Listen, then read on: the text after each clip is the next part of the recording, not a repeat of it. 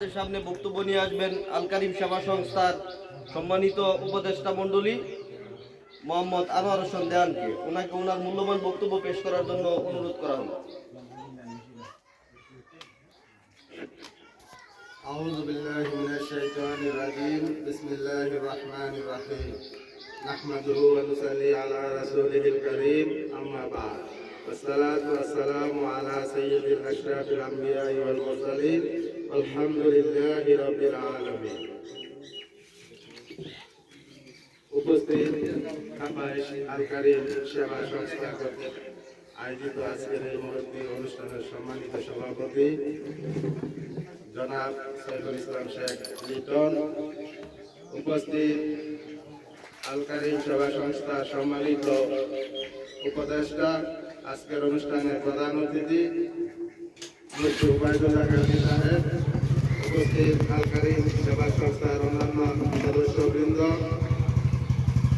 সামনে বসা এলাকার গণ্যমান্য ব্যক্তিবর্গ, প্রান্তীয় কাপাসবাসী, আসসালামু আলাইকুম ওয়া রাহমাতুল্লাহি ওয়া বারাকাতুহু। লাখো কোটি শুকরিয়া আদায় করছি মহান আল্লাহ রাব্বুল আলামিনের দরবারে, যিনি আজকের এই পবিত্র দিনে একটি পবিত্র কাজের সাথে আমাদেরকে শরীক করেছেন। সকালে বলি আলহামদুলিল্লাহ। আলহামদুলিল্লাহ।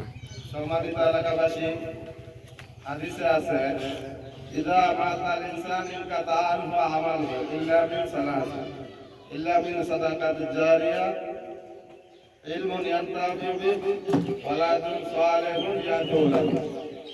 আল্লাহ রাসূল সাল্লাল্লাহু আলাইহি ওয়াসাল্লাম বলেছেন, মানুষ মারা যাওয়ার সাথে সাথে তার আমলনামার দ্বারা তারটি বন্ধ হয়ে যায়, অর্থাৎ তার আমলনামা আর লেখা হয় না। কিন্তু তিনটি জিনিসের আমল সারা জীবন কবরে থেকেও সে পাইবে, অর্থাৎ জারি থাকে। এই তিনটি জিনিসের মধ্যে একটা হচ্ছে সরকারের জারিয়া। আজকে কাপাস আল কারিম সেবা সংস্থার মাধ্যমে যে মহিলাকে এই ঘরটি নির্মাণ করে দিয়েছেন, এই মহিলা শীতে কষ্ট করছে, বৃষ্টি হলে পানি পড়ছে, ঠিক মতো শুইতে পারছে না। এই কাজটিও একটি সরকারের জারিয়া। এই মহিলা হয়তো তার ছেলে মেয়ে নাতি নাতনি এখানে যারাই বাস করবে, এই ঘরটি যতদিন কায়েম থাকে ততদিন পর্যন্ত এই সওয়াবের একটা অংশ এই সংস্থার সাথে যারা জড়িত, যারা সদস্য আছেন, যারা অর্থ দিয়েছেন, যারা শ্রম দিয়েছেন, যারা যুক্তি দিয়েছেন, বুদ্ধি দিয়েছেন, পরামর্শ করেছেন, সবার আমলনামায় জমা হইতে থাকবে। আপনারা দোয়া করবেন এই সংস্থার সাথে যারা জড়িত আছেন, তারা যেন আল্লাহ পাক যেন তাদেরকে সুস্থ রাখেন, তারা যেন বেশি বেশি রুজি রোজগার করতে পারেন, মানব সেবায় নিজেদেরকে আরো নিয়োজিত করতে পারেন, এবং এই পবিত্র কাজটির উসিলায় যেন তাদের পিতামাতা, দাদা দাদি, নানা নানি, চাচা চাচি, আত্মীয় স্বজন, পাড়া প্রতিবেশী যারা কবর দেশে সাহিত্য আছেন, আল্লাহ পাক যেন এই নেক কাজটির উসিলায় সবাইকে মাফ করে দেন, তাদের কবরের আযাব যেন মাফ করে দেন, তাদেরকে যেন এই মহৎ কাজটি তাদের নাজাতের উসিলা হিসেবে আল্লাহ কবুল করেন। আমাদের জন্য দোয়া করবেন, আমরা যেন সবসময় ভালো কাজের সাথে থাকতে পারি, মানুষের কল্যাণে কাজ করতে পারি।